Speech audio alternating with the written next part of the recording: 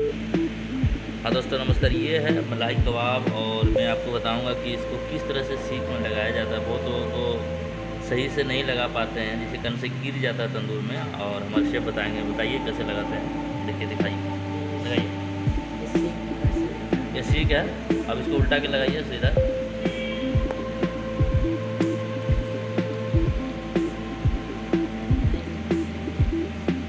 ये देख रहे हैं, एक बार लगाया इसमें, ऐसे करके टेढ़ा किया तो कितना सॉलिड है ये, देख रहे हैं, बहुत ही शानदार। एक बार सीधा, फिर सीधा लगा दिया। इससे क्या होता है, लेयर मोटा नहीं होता है और अच्छे से ये रोस्ट हो पाता है, सॉफ्ट भी होता है तंदूर में जाने में।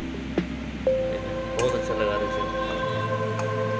आप जब भी लगाएं तो सीख को बहुत अच्छा क्या करते हैं, एक दूसरे पर लेयर चढ़ा के टेढ़ा कर देते, बड़ा कर देते, तो सीधा सीधा लगा रहेगा। यह देखिए बहुत अच्छा है। इस तरह से आप लगा सकते हैं मलाई कबाब। ये होटल के लिए लग रहा है, कितना अच्छा लग रहा है, बहुत। पीसेस जो काटने पड़ते हैं ना, बहुत सॉलिड काटने पड़ते हैं, तो लगाने के लिए लग गया। और ये इस तरह से लगा के आप दोस्तों मसाला ऊपर से